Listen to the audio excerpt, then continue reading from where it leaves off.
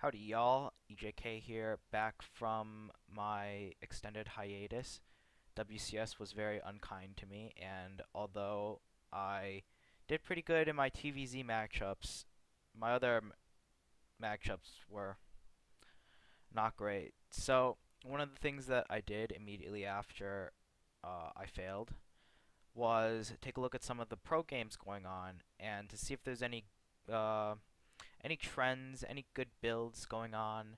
And lo and behold, Fantasy was playing versus a couple Protosses in the StarCraft Star League. I believe that's what the SSL stands for. And he was doing the same exact build every single time. Very good for us. Maybe not the best way to approach a series for him, but it is a very solid build. So I went ahead and wrote the build order down for you guys, and I will make this a separate post so that you can see it better. But that's pretty much the detailed build order where you're going up to essentially the benchmark to hit as long as nothing happens, like there's no aggression or anything, and you don't lose too many units like a macro oracle or something like that, is to be at 100 supply at 10 minutes. That's your goal.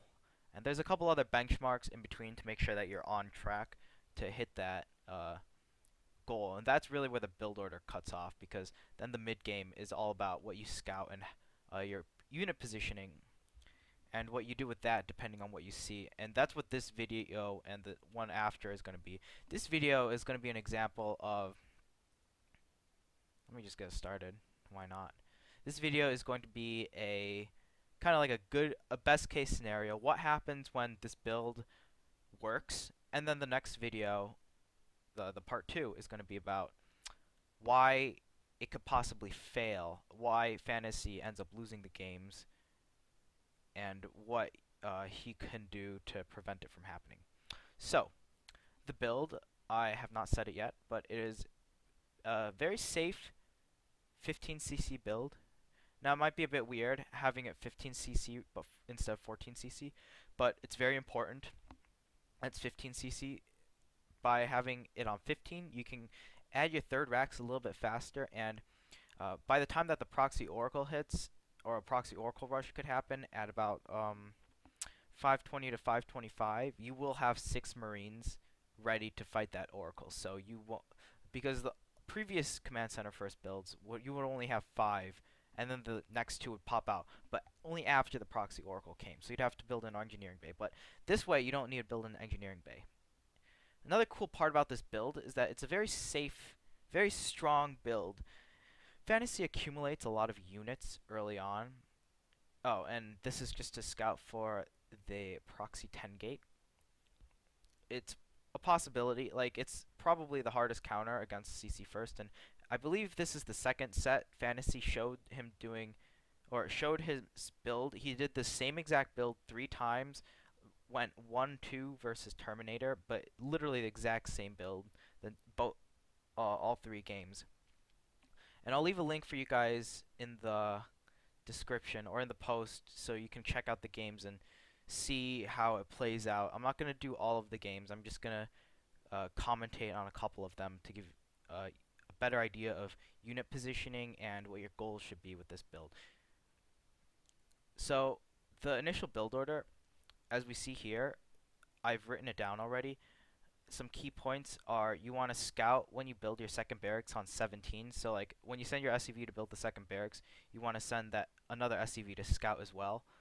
When the SCV is done building the first barracks, you're going to build 1 marine, obviously, but you're going to queue that SCV up and build a third racks immediately. So it's going to start before your second orbital starts, as we see right here.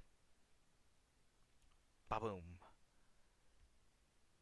And Fantasy's going to be starting the marine production very, very early on, and he wants to accumulate a very large army so that he can do a multi-pronged attack around the 10-minute, 30 to the 12-minute mark before the Protoss really gets their death ball army comp going, and he wants to try to slow them down as much as possible. And this build works out really nicely where you have basically enough to do everything, like build the third barracks, build the second command center without really cutting unit production anywhere, and then building that depot at 22. It's important to build that depot at 22. If you build it later, like you forget and build it at 25, you're going to be slightly supply blocked. And that means you're not going to be able to continuously produce Marines and SCVs at the same time. You're going to have to cut one or the other. If that does happen, I would suggest cutting SCVs if you scouted that the opponent does not have a fast nexus. But if he does have a fast nexus, I would cut Marines in case you get supply blocked. Now we see that double gas is going down at a fairly late time. It's about the 5-minute 30 mark, and Fantasy has just started to build his refineries. This SCV is scouting for a fast third base. It's also going to try to scout possibly for gas timings or any additional information, but really that SCV was just there to scout a fast third base because, you know, like if a super scouts this command center opening fast, one of the possibilities is to take a fast third base. There's nothing that the Terran player can do off of a command center first to really punish that. But instead we're going to see Super going for a very greedy-ish blink build. He only has a total of 2 gateways. He's getting blink and he's getting his robotics facility fairly early. So it's a defensive blink build. And the blink stalkers are just going to be used to obtain information and to contain the Terran units on our side of the map, or Fantasy side of the map. Another important thing to note in the build is that these first 2 Marauders being produced right now they're purely defensive Marauders. And right after you produce them, you're not going to produce 2 more Marauders. What you want to do, and what Fantasy does, is he produces 4 Marines. You need the Marines to be produced because you don't have enough gas to sustain 50 gas to go to Marauders and to also build your factory and to also build the +1 attack. So that's why he builds the 4 Marines, so that he can get the +1 attack now rather than towards the 8-minute mark. And again, all these timings, I've tried to carefully write them down for you guys. So if you copy the build order, you shouldn't have any problems with it. That turret is going down a bit late at the natural. One suggestion I would make is that a DT, usually like a fast DT rush off of an expand, will hit at 7:30. So the engineering bay is down by the 7-minute mark, but Fantasy builds the turret slightly late. If you're afraid of DTs, or if like the turret basically is what I'm saying, it should be down by the 7-minute mark so that it can complete around the 7-minute 30 mark. You also want to scan the natural base around the 7:20, 7:30 mark with your first available energy, and that will tell you if the opponent is doing an all-in or not, and if you need to make more units or if you can just kind of do whatever. This is not good by Fantasy, trading off shields from the Blink Stalkers for units. This is what Super's Blink Stalker opening wants to do, and as Fantasy, you don't want to do that. I believe he snipes an Observer off there, though, because the Blink Stalkers were firing from the high ground. And this is about the time that Fantasy is going to be cutting SCV production. In all of his games, he goes from like 48 to 50. I would say 50 is a pretty safe number to cut your SCVs at, and you only want to cut your SCVs temporarily, and it's to add the 4th and 5th barracks and to add the 3rd command center. As soon as the 3rd command center starts up again is when you're going to be starting your additional SCVs, because right now this is about the number where you'll be on optimal saturation on 2 bases. And Fantasy he's getting the 4th and 5th barracks up really fast because A, that lets him be safe against 2 base all-ins, and 2, against a economic Protoss opening like we see here, Super getting that fast 3rd base. This is going to do a lot of damage, and this catches Super off guard as well. So because Fantasy has been producing 2 Marauders and 2 Marines for such a long time, he got those reactors and the tech labs really fast. He has 10 Marauders and 15 Marines. That's enough to be a threat at both the front area and wherever he's going to drop as well. So that really spreads the Protoss player thin when you're Super and you only have 6 Stalkers, 1 Colossi, and 2 Sentries. Fantasy's army value is magnificent right now, and we're going to see that reflected here. Pretty much the worst case scenario, Super doesn't even see this happen. But if he did, he would have had to, he would still have a hard choice to decide how to split these units apart. The robotics facility gets sniped off immediately. Kind of poor positioning by Super. In Fantasy, he gets a gateway, he gets a robotics facility, he gets out of there. And although this pincer attack didn't do any damage, what it did do is force a bunch of Super's units to stay to defend the third base. If these units weren't here, all of Super's army could have just gone into the main, and it would have easily cleaned up Fantasy's drop. But Fantasy didn't want that to happen. And we see a second drop is being loaded up, and it's going to be speed boosted to the natural right now. And this is going to set up for a beautiful 3-pronged attack around the 12-minute mark. So you're speed boosting, obviously, because you want to get there as fast as possible. Also, a thing to note that Fantasy built a reactor as soon as he switched it off the factory and started making the 2 medevacs. He made a reactor, and that's why he has the 2 widow mines.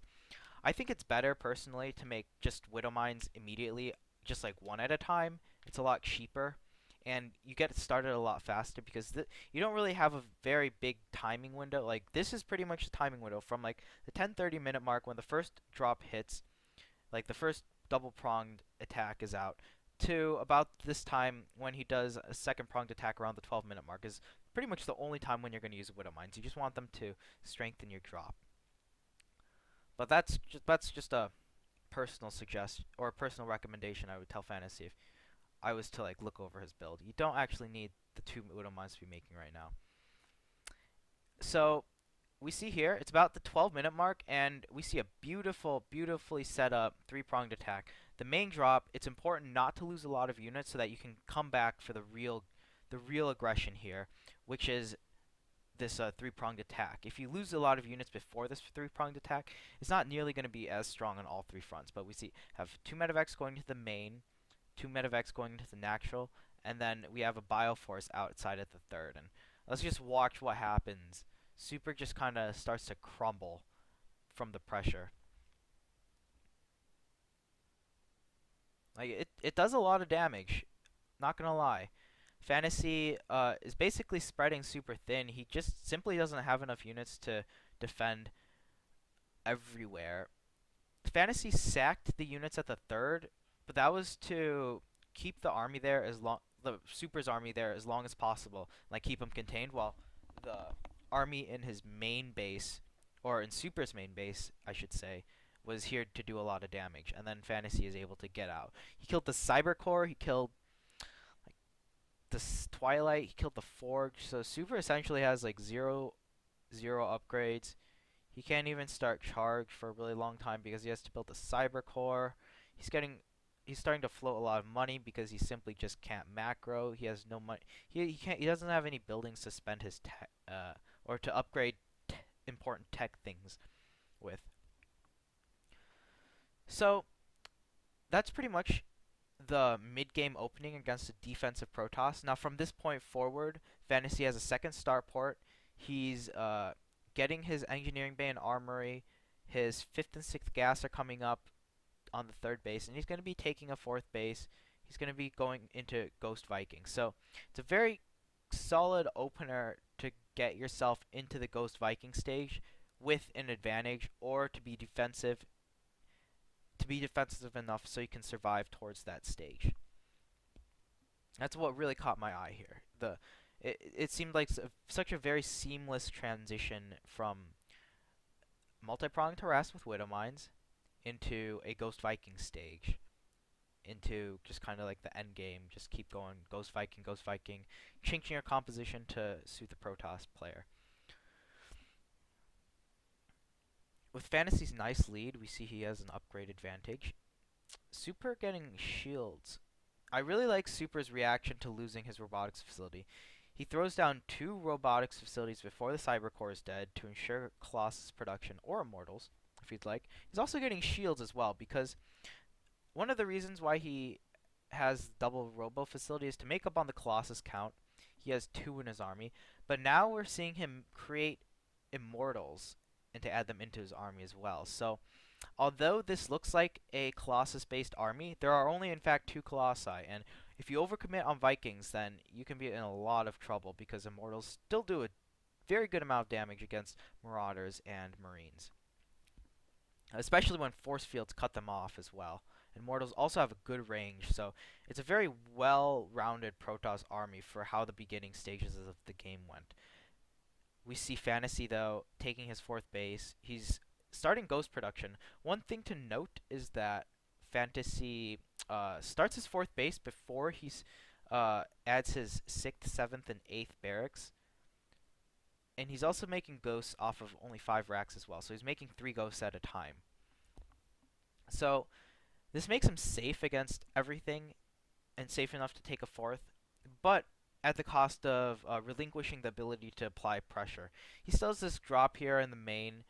It may not do a bit of damage. At this point, all of his windows of multi-pronged harass or trying to do a lot of damage to the Protoss are gone, and the only thing he's going to accomplish is to take really big engagements and hopefully have an economic advantage to replenish his very expensive Ghost Viking army. We see here Fantasy loses a lot of Vikings. I think he loses all of his Vikings. There were about 8 of them for just 2 Colossus. Not quite the best trade for the Protoss or the Terran player. This drop keeping Super very busy. He can't reinforce his main army with pylons or with these warpins. But what we do see Super doing is as soon as that Viking count got reset, he's immediately starting double Colossi production. So he's really taking advantage of the amount of units that or the type of units that he killed from Fantasy's army. And this fight here, I'm almost 99% sure that this would have gone very poorly for Fantasy had Charge been done. However, Charge was not done, so these Zealots are very, very, very slow. And being slow does not win you the race or the battle in this game, unfortunately. So, although that was like a good army by Super, and he had the advantage, Fantasy's army was weakened by Stim and previous engagements. His medevacs hadn't been able to fully heal up those units. Because these Zealots don't actually have charge, Super's not actually able to win the game here. Although it is pretty close.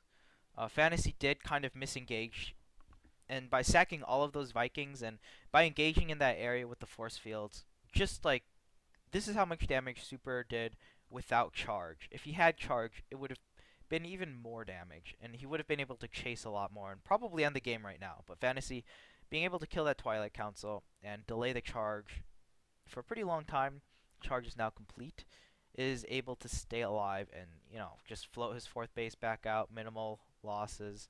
He still has a good chunk of his army, and his 3-3 is on the way, whereas Super, he's already caught up very nicely in upgrades. He's 2-1-2, so he's not really, his upgrade deficit isn't big, and it can only get better from here.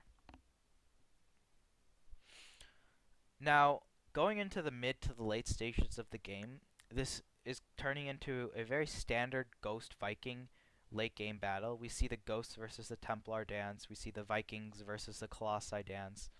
We see these multi-pronged attacks trying to go into play. Super really wants to break down those rocks at the natural because that opens up an entirely different attack path into the natural. This battle goes really well for Fantasy because now I'm not gonna say like he won that because he's up 40 supply, but he has 12 more SCVs than his opponent. He has 6 medevacs and 7 Vikings, which are completely useless against Super's army composition. So that's about 26, 30. That's almost 40 supply worth of supply that are pretty irrelevant for actually ending the game here. So although Fantasy did take an excellent engage here, I just want to back up a little bit to illustrate what happened. He saw the army going down the ramp, and he was able to get some really good EMPs off on the entire army. We see there, getting blanket EMPs off. You kind of want to get the Zealots as well, like before they start charging. Otherwise, when they charge, they'll have full shields. But if you can EMP the Zealots before they charge, then when they do charge, they'll have no shields and they'll be a lot easier to kill. but getting very good EMPs off on all the spell units and the mortals as well. Fantasy is able to take a decent engagement here. However, he's not able to straight out win the game because the warp gate capacity to reinforce Protoss units in battle means you have to take a very overwhelming engagement so that you can actually overwhelm the Protoss player. Like, you have to beat the Protoss player's army plus a warp-in round if you want to actually completely dominate, which Fantasy did not have. Like, he had a good army, but he has not going to say he has too many SCVs because he has a fourth base up fairly fast. And at 71 SCVs, if you're going to have a fourth base, you kind of need to have a lot of SCVs to mine on 4 bases optimally. However, Fantasy sort of falls short later on by not taking a fifth base very fast. He was going for these engages, but he's losing the economic edge because it's almost going to be 4 bases versus 4 bases now, and he's soon going to have no advantage to trading and remaxing other than taking good engagements. Like, he's literally banking on the fact that he's going to take better. He's going to beat his opponent by taking really, really good engagements, which can go either way because it's just one thing you're focusing on here. As we see here, it's 2 Colossi versus 7 Vikings and 5 Archons versus 4 Ghosts. Right now, the army for Super is very, very beefy. There aren't enough Ghosts to EMP all of the units that the Protoss player has. There's barely enough Vikings to deal with the Colossi as well. You need to get like an extra volley or so off on the Colossus so that you can kill them very fast with this amount, because this is not enough Vikings to one-shot the Colossi, but there are not enough Colossi to warrant having that many Vikings to be able to one-shot the Colossi. So Fantasy's just playing very defensive. Same with Super. Both players are posturing with their army, kind of waiting to engage, try to take that one perfect engagement, because whoever wins this is most likely going to win the game, because you just don't have enough you don't have enough army, or you don't have enough money to remax, I should say. So what happened here was Fantasy, his Vikings were able to get good shots off on the Colossi. I wish there was a better way to like break this down, like on ESPN or something, but as we see here, these Colossi get shot down by the Vikings before they actually get volley off. They get one volley off there, they hit a couple of Marauders, not the best shots, and then he gets another volley off on maybe like 1 or 2 Marauders and kills them before that Colossus actually falls down, getting no more volleys off. So they only got a total of 3 shots off. That was 12 supply of Fantasy's army. And so Fantasy's bio army is very, very tanky right now. It's still very lethal. However, he can't go down too far because Super still has a fantastic concave. And what we see here is this little dance between having the units go up into the small area and fight against Fantasy's high ground advantage plus his PF, and Fantasy just trying to, do some damage. He has a lot of ghosts, which is good. You need the ghosts to deal damage to the Archons. But Fantasy doesn't have enough of an advantage to actually push across this way because Super kept having a nice concave set up. And as we see here, like Super, before he actually fights, he always spreads out his army to the left and to the right to create a wider flanking area, or just to like make sure his army isn't really bundled up. So it's making it very difficult for him to engage here. Fantasy is slowly whittling down Super's army because Super doesn't want to commit to an actual attack here. He was waiting for that single Colossi. If he was able to get a second force field on those ghosts, that would have been huge because these ghosts are so expensive. But throughout the entire engagement, I think Fantasy only lost a couple of ghosts. So he was trading units such as Archons and Zealots for just simply bio units, which is always a very good trade that you want to be taking as a Terran player. Ghosts, if you lose a ghost and you don't kill a really good unit, like you pretty much have to kill almost 2 High Templars for the ghost to be worth it. Then the ghost will have died in vain. Ghosts are very, very expensive units, and they're also very fragile glass cannons as well. We see here these Vikings are getting some good shots off. That was a very clean volley against the Colossi, and these Vikings are able to neutralize the Colossus before they actually get into the engagement. And Fantasy now has the overwhelming force to finish the game off, because Super was trying to transition back into the Viking stage, and as a result, he wasn't able, like, since these guys are both on 4 bases and it's the 26-minute mark, they're probably really only on like 1.5 bases right now, so they can't remax. Super probably has like 8 to 10 gateways, and he just doesn't have enough money to even use half of them. So as a result, like if the Protoss player had a bank here, then he would have been able to warp in units, and he would have been able to chase Fantasy away, and the game would have gone on. But since this is such a low eco game, and the Archons got clumped up there as well, which was a pretty big mistake. They all died very fast. The Mortals and the Sentries all getting EMP'd. They also have no meat shields to tank, and GG is called. So that's probably the most straightforward example that Fantasy shows us how he wins with his build. And in the second half of this video, the next part, it's going to be about taking a look at Fantasy's games and what actually happens when he doesn't get such a good advantage, killing that Cyber Core, Twilight Council, Robotics Facility with a single drop, and we'll see how that happens and how he deals with it in the next video. So let me cut this, and I will be right back.